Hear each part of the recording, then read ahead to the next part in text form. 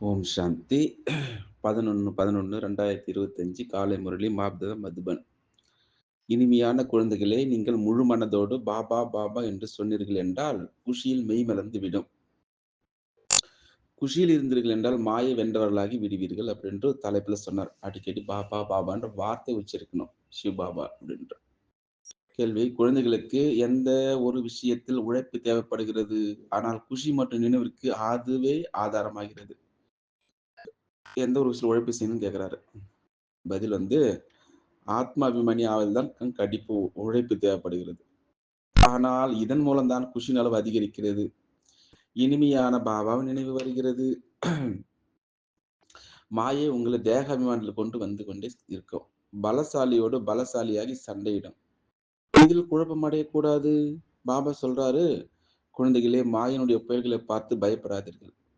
கர்மேந்திரியங்களால் மட்டுமே எந்த விகரமனையும் செய்யாதீர் அப்படின்ட்டு இன்னைக்கு எதுக்கு உழைப்பு தேவைப்படுது, எதுக்கு உழைப்பு தேவைப்படவில்லை அப்படின்ட்டு பாபா தெளிவாக நமக்கு பதில் சொல்லிவிட்டார். ஓம் சாந்தி. ஆன்மீக தந்தை ஆன்மீக குழந்தைகளுக்கு புரிய வைக்கின்றார் அல்லது கற்பித்துக் கொண்டிருக்கிறார். கற்பிக்கக்கூடிய தந்தை எப்பொழுது ஆத்ம அபிமானியாக இருக்கிறார், சிவபாபா என்பதை குழந்தைகள் தெரிந்திருக்கிறார்கள். அவர் நிராகாரமாகவே இருக்கிறார். சரீரதாரியாக ஆவதே இல்லை, மறுபிறவில் வருவதும் கிடையாதுன்னு சொல்லிட்டாங்க. குழந்தைகளாகிய நீங்கள் என்னைப் போல தங்களை ஆத்மா என்று புரிந்து கொள்ள வேண்டும். நான் பரமபிதா பரமாத்மாவாக இருக்கின்றேன். பரமபிதாவிற்கு தேகம் கிடையாது. அவரை ஆத்ம அபிமானி என்று சொல்ல முடியாது. அவர் நிராகாரமாகவே இருக்கிறார். எனக்கு என்னுடைய தேகம் என்பது இல்லை என்று பாபா சொல்றாரு. உங்களுக்கு உடல் கிடைத்துக் கொண்டு வந்திருக்கிறது. இப்போது எனக்கு சமமாக தேகத்திலிருந்து விடுபட்டு தங்களை ஆத்மா என்று புரிந்து கொள்ளுங்கள். உலகத்திற்கு எஜமானர்கள் ஆக வேண்டும் என்றால் கடினமான விஷயம் எதுவும் இல்லை அப்படின்றார். ஆனால் தேக அபிமானத்தை விட்டு விட்டு எனக்கு சமமா ஆகுங்கள் என்று பாபா சொன்னார். அதனால் எப்பொழுதும் நாம் ஆத்மாக்கள், நமக்கு பாபா கல்வி கற்பித்துக் கொண்டிருக்கிறார் என்பது புத்தியில் இருக்கட்டும்.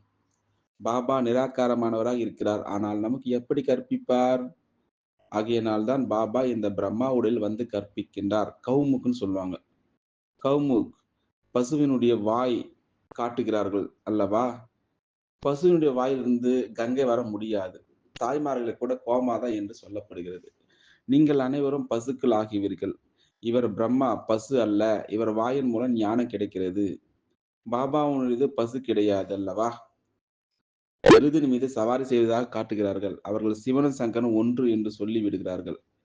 சிவனும் சங்கரனும் ஒன்று அல்ல என்பதை குழந்தைகளாக நீங்கள் இப்பொழுது புரிந்து கொள்கிறீர்கள். சிவன் உயர்ந்ததில் உயர்ந்தவர் ஆவார். பிறகு பிரம்மா விஷ்ணு சங்கர் ஆவார். பிரம்மா சூட்சும வதனவாசி ஆவார். குழந்தைகளாகிய நீங்கள் ஞானத்தை சிந்தனை செய்து ஞான கருத்துக்களை எடுத்து புரிய வைக்க வேண்டி இருக்கிறது. மேலும் பயமற்றவர்களா ஆக வேண்டும். குழந்தைகளாகிய உங்களுக்குத்தான் குஷி இருக்கிறது. நாம் ஈஸ்வனுடைய மாணவர்கள், நமக்கு பாபா கற்பிக்கின்றார் என்று நீங்கள் சொல்லுவீர்கள். பகவானுடைய மகா வாக்கியம் கூட இருக்கிறது தானே. ஏ குழந்தைகளே, நான் உங்களை ராஜாவிற்கெல்லாம் ராஜாவாக்குவதற்காக கல்வி கற்பிக்கின்றேன்.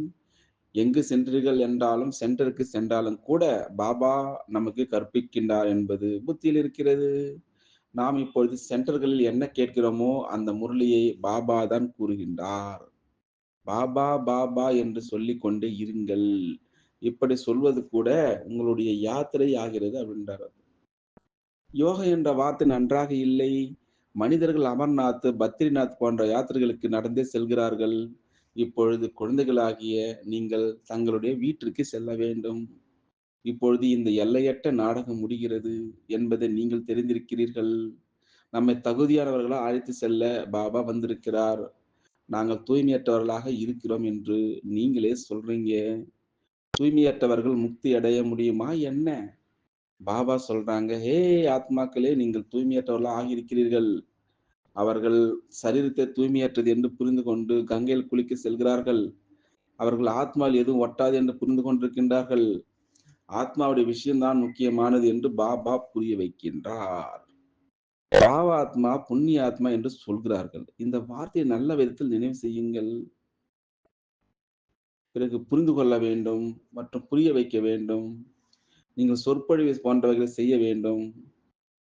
பாபா கிராமம் கிராமமாக, தெரு தெருவாக செல்ல மாட்டார். நீங்கள் ஒவ்வொரு வீட்டிலும் இந்த சித்திரங்களை வைத்துக் கொள்ளுங்கள். 84 பிறவிகளுடைய சக்கரை எப்படி சுற்றுகிறது என்பது ஏணிப்படியில் தெளிவாக இருக்கிறது. இப்பொழுது சதோப்பிரதானமா ஆகுங்கள் என்று பாபா சொல்றாங்க. நம்முடைய வீட்டிற்கு செல்ல வேண்டும். தூய்மையாகாமல் வீட்டுக்கே செல்ல முடியாது. இந்த கவலைதான் இருக்க வேண்டும். பாபா எங்களுக்கு அதிக புயல் வருகிறது என்று நிறைய குழந்தைகள் எழுதுகிறாராம். மனதில் மிகவும் கெட்ட சிந்தனைகள் வருகின்றன. இதற்கு முன் இப்படி இருக்கவில்லை அப்படின்று பாபாவுக்கு லெட்டர் எழுதினாங்களாம். நீங்கள் இப்படி நினைக்காதீர்கள் என்று பாபா சொல்றார். முன்னால் நீங்கள் யுத்த மைதானத்தில் இருந்தீர்களா என்ன? இப்பொழுது நீங்கள் பாபா நினைவின் மூலம் மாயையின் மீது வெற்றி அடைய வேண்டும்.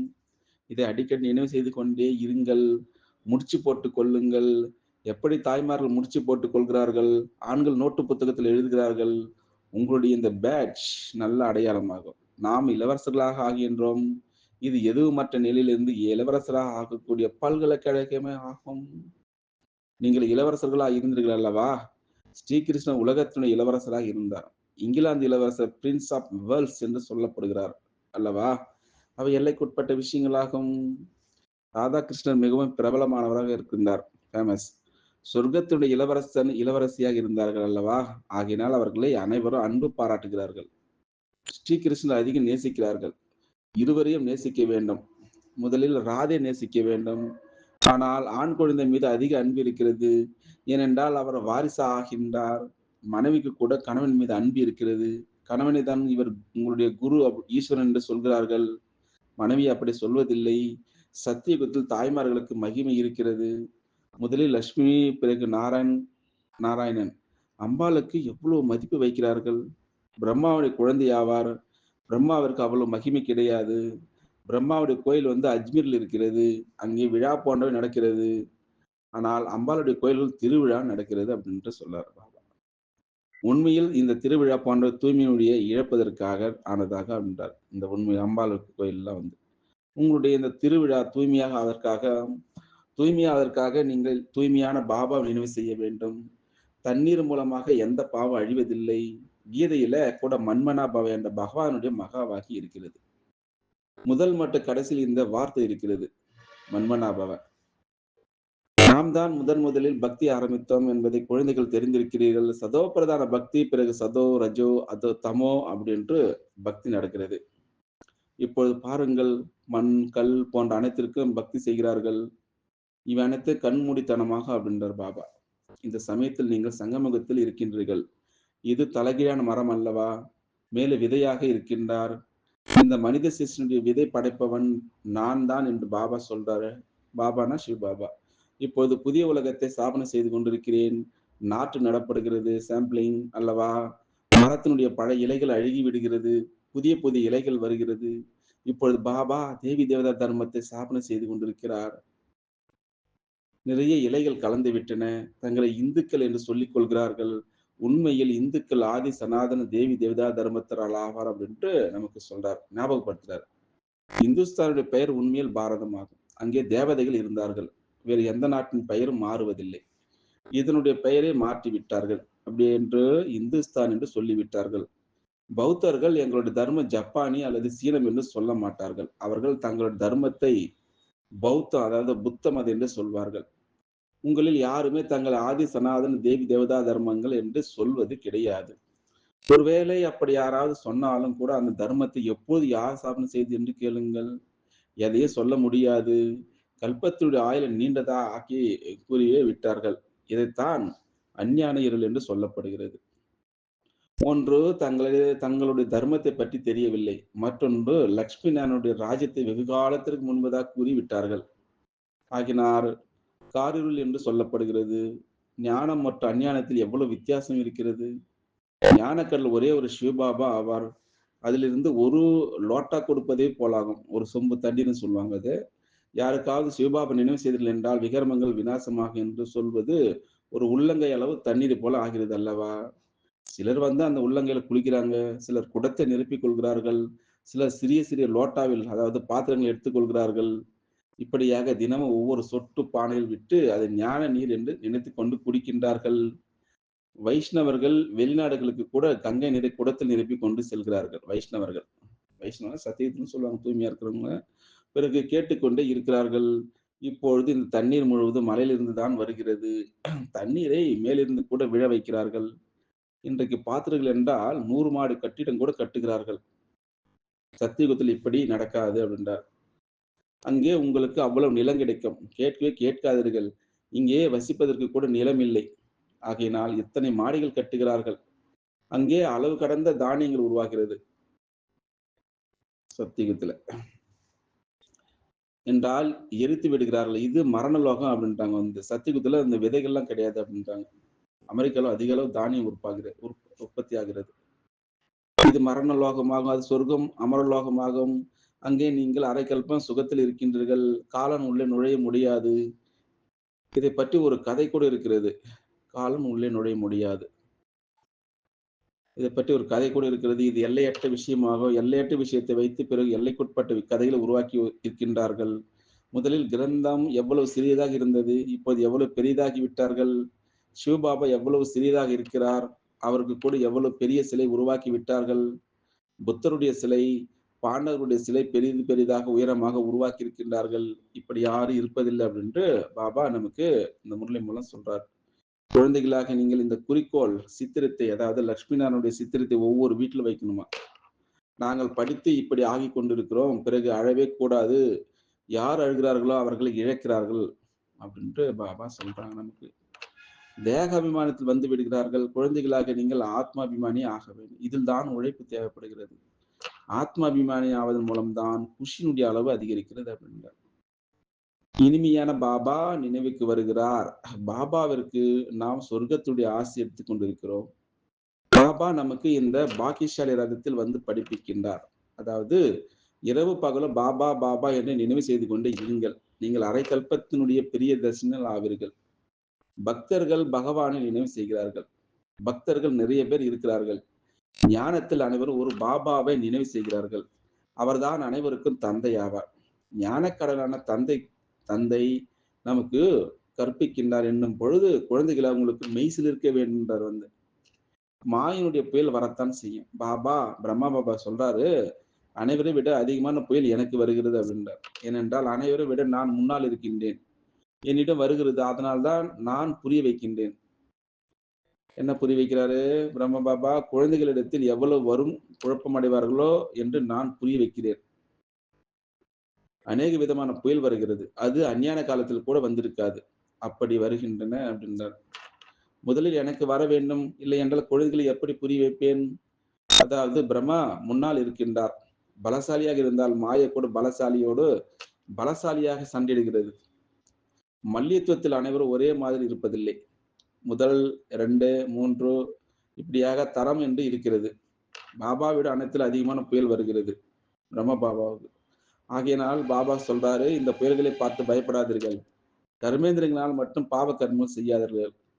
நாம் இப்ப ஞானத்தில் வந்திருக்கிறோம் என்னும் பொழுது, இது ஏன் இப்படி நடக்கிறது? இதை விட ஞானத்தை எடுக்காமல் இருந்திருந்தாலே நன்றாக இருந்திருக்கும். அந்த எண்ணமே வந்திருக்காதே என்று நிறைய பேர் கேட்கிறார்கள். அட, இது யுத்தம் அல்லவா? மனைவி முன்னால் இருந்தால் கூட தூய்மையான பார்வை இருக்க வேண்டும். சிவதந்தையின் குழந்தைகளாகிய நாம் சகோதரர் என்று புரிந்து கொள்ள வேண்டும். பிறகு பிரஜாபதி பிரம்மாவின் குழந்தைகளாவதால் என்னாகிறீங்க? சகோதரிகளாக ஆகிவிட்டோம். பிறகு விகாரம் எங்கிருந்து வந்தது? பிராமணர்கள் உயர்ந்த உச்சி குடுமிகளாவார்கள். அவர்கள் தான் பிறகு தேவதையாக இருந்தார்கள் என்னும் பொழுது நாம் சகோதரிகளாவோம். ஒரு தந்தையின் குழந்தைகள் குமாரிகளாவோம். ஒரு வேளை இருவர் குமாரியாக இருக்கவில்லை என்றால் பிறகு சண்டை ஏற்படுகிறது. அபலைகள் மீது கொடுமை நடக்கிறது. ஆண்கள் கூட என்னுடைய மனைவி பூதகியை போல் இருக்கிறார் என்று கடிதம் எழுதுகிறார்கள். பாபா மிகுந்த உழைப்பு தேவைப்படுகிறது. இளைஞர்களுக்கு உழைப்பு தேவைப்படுகிறது. மேலும் யார் கந்தர்வ விவாகம் செய்து கொண்டு சேர்ந்து இருக்கின்றார்களோ அவர்கள் அதிசயம் செய்து காட்டுகிறார்கள். அதுக்கு உதாரணம் வந்து ரமேஷ் பாய், உஷா சகோதரி. அவர்களுடைய பதவி மிக உயர்ந்ததாக இருக்கும். ஆனால் அப்படிப்பட்ட நிலை தானம் செய்தால் தான் ஞானத்தில் கூர்மையானவர்கள் ஆகிவிட வேண்டும் அப்படின்று சாகர முரளி முடிக்கின்றார். அச்சா, நல்லது.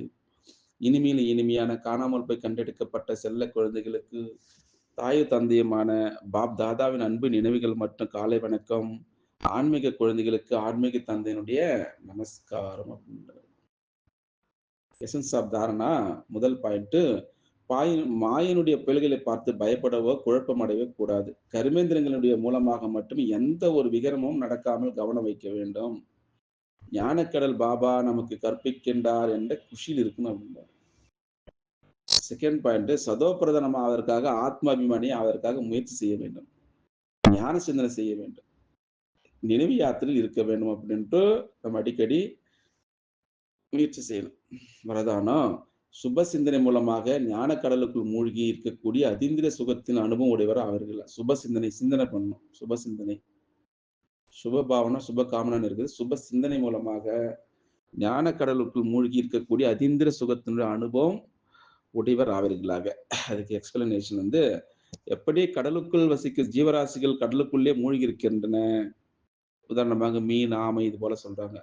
வெளியில் வரவே விரும்புவதில்லை. மீன்கள் கூட தண்ணீருக்குள்ளேயே வசிக்கின்றன. கடல் அல்லது தண்ணீர் தான் அதன் உலகமாக இருக்கிறது. அதுபோல குழந்தைகளாக நீங்களும் சுப சிந்தனை மூலமாக ஞான கடலான தந்தைக்குள் என்றுமே மூழ்கிருங்கள். கடலுக்குள் மூழ்கி இருக்கும் அனுபவம் செய்யாத வரை அதீந்திர சுகம் என்ற ஊஞ்சலாடுவதற்காக என்றுமே மகிழ்ச்சியாக இருப்பதற்கான அனுபவம் செய்ய முடியாமல் இருப்பீர்கள். இதற்காக என்ன செய்யணும் நீங்க? சுயம் உங்களை ஏகாந்தவாசியாக்கி கொள்ளுங்கள். தனிமையாக இருக்கணும். அதாவது அனைத்து கவர்ச்சிகளுடைய அதிர்வலைகளிலிருந்து விடுபட்டு உள்முகமானவர் ஆகுங்கள் அப்படின்று நமக்கு வரதானம் மூலமாக சுப சிந்தனை செய்யணும்னு சொல்லியிருக்காரு. ஸ்லோகன், உங்கள் முகத்தை எப்பேற்பட்ட மியூசியம் ஆக்கிக் கொள்வது என்றால் அதில் பிந்துவான தந்தை தென்பட வேண்டும் அப்படின்றார். உங்க நடமாட மியூசியம் சொல்லுவாரு. சில சமயம் நடமாட லைப்ரரின்னு தெரியும் நமக்கு. உங்கள் முகத்தை எப்பேற்பட்ட மியூசியம் ஆக்கிக் கொள்வது என்றால் அதில் பிந்துவான தந்தை தென்பட வேண்டும் அப்படின்றார். அவ்யக்த இஷாரா, அசிரி மற்றும் விதேகி என்ற சிதின் பயிற்சி அதிகப்படுத்துங்கள் அப்படின்றார். இந்த மாசம் ஃபுல்லா, நவம்பர் மாதம் ஃபுல்லா ஆசிரியரி விதேகி ஸ்டேஜ். விளக்கம், தன்னுடைய உடலின் பந்தனத்திலிருந்து விலகியவராக தன்னை ஆக்கிக் கொள்வதற்காக தன்னை அவதாரம் என்று உணர்ந்திருங்கள். அவதார மூர்த்தின்றாங்கல்ல, நான் அவதாரம் ஆவேன் என்ற இந்த நினைவிலிருந்து உடலினுடைய ஆதாரம் எடுத்து நீங்க என்ன செய்யணும்? கர்மம் செய்யணும். ஆனால் செய்பவன் என்ற தன்மையிலிருந்து, உணர்விலிருந்து விலகியவராக இருந்து கர்மம் செய்யுங்கள். நான் செய்கிறேன் இந்த சங்கல்பத்தை கூட அர்ப்பணம் செய்து விடுங்கள். அப்பொழுது கர்மத்தினுடைய பந்தனத்தில் கட்டுப்பட மாட்டீர்கள் அப்படின்றார். தேகத்தில் இருந்தாலும் கூட விதேகி நிலையினுடைய அனுபவம் செய்வீர்கள். தேகத்தில் இருந்தாலும் கூட விதேகி நிலையினுடைய அனுபவம் செய்வீர்கள். விடுபட்டு இருக்கக்கூடிய தேகத்திலிருந்து விடுபட்டதான் விதேகி. பாபா வந்து இன்னைக்கு நமக்கு நான் சொல்ல பாபா பாபான்னு சொல்லணும். அப்புறமா வந்து மற்றவங்களுக்கு புரிய வைக்கணும். நான் என்று வரக்கூடாது. சுப சிந்தனை மூலமாக பாபாவுடைய அதீந்திர சுகத்தை ஆடணும். உழைப்பு ஆத்மாபிமானி ஆவதற்கு உழைப்பு தேவைப்படுது. கௌமுக்கு அப்படி பற்றி சொல்லியிருக்காங்க. இது போல நிறைய விஷயங்களை நமக்கு பாபா இந்த சாகார முறையில் சொல்லியிருக்கின்றார். அச்சா, ஓம் சாந்தி. ஓம் சாந்தி. 11/11/2025 காலை முரளி மாப்தா மதுபன். இனிமையான குழந்தைகளே, நீங்கள் முழு மனதோடு பாபா பாபா என்று சொன்னீர்கள் என்றால் குஷியில் மெய் மலர்ந்து விடும். குஷியில் இருந்தீர்கள் என்றால் மாயை வென்றவர்களாகி விடுவீர்கள் அப்படின்று தலைப்புல சொன்னார். அடிக்கடி பாபா பாபான்ற வார்த்தை உச்சரிக்கணும். சிவ பாபா அப்படின்ற கேள்வி, குழந்தைகளுக்கு எந்த ஒரு விஷயத்தில் உழைப்பு தேவைப்படுகிறது, ஆனால் குஷி மற்றும் நினைவிற்கு அதுவே ஆதாரமாகிறது. எந்த ஒரு விஷயம் உழைப்பு செய்யணும்னு கேட்கிறாரு. பதில் வந்து, ஆத்மாபிமானி ஆவதுதான் கண்டிப்பு உழைப்பு தேவைப்படுகிறது. ஆனால் இதன் மூலம்தான் குஷின் அளவு அதிகரிக்கிறது. இனிமையான பாபாவின் நினைவு வருகிறது.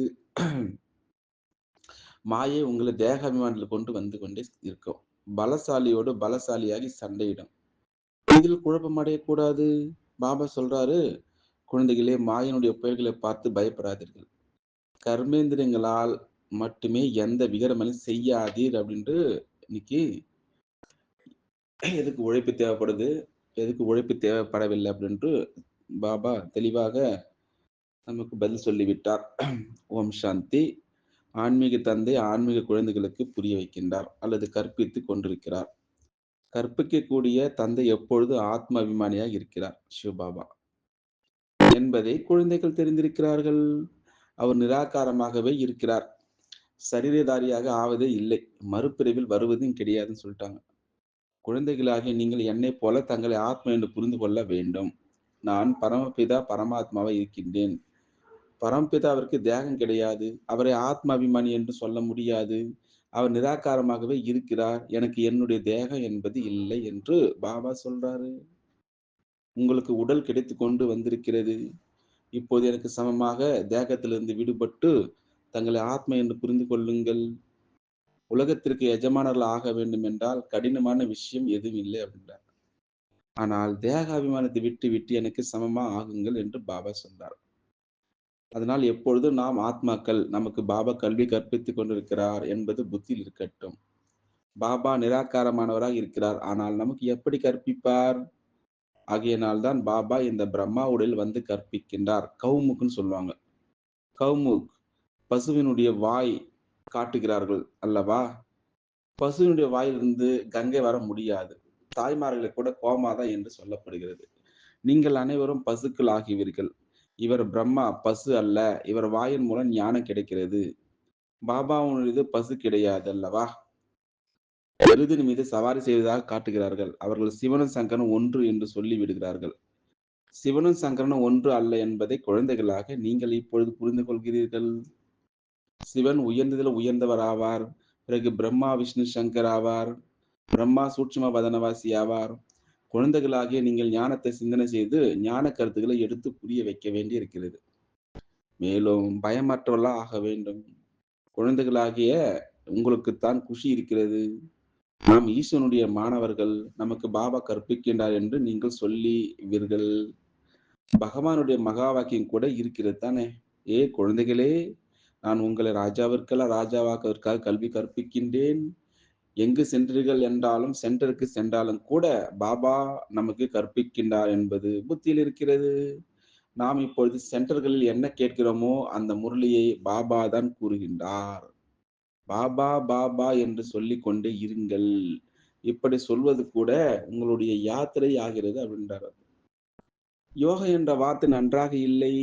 மனிதர்கள் அமர்நாத், பத்ரிநாத் போன்ற யாத்திரைகளுக்கு நடந்தே செல்கிறார்கள். இப்பொழுது குழந்தைகளாகிய நீங்கள் தங்களுடைய வீட்டிற்கு செல்ல வேண்டும். இப்பொழுது இந்த எல்லையற்ற நாடகம் முடிகிறது என்பதை நீங்கள் தெரிந்திருக்கிறீர்கள். நம்மை தகுதியானவர்களா அழைத்து செல்ல பாபா வந்திருக்கிறார். நாங்கள் தூய்மையற்றவர்களாக இருக்கிறோம் என்று நீங்களே சொல்றீங்க.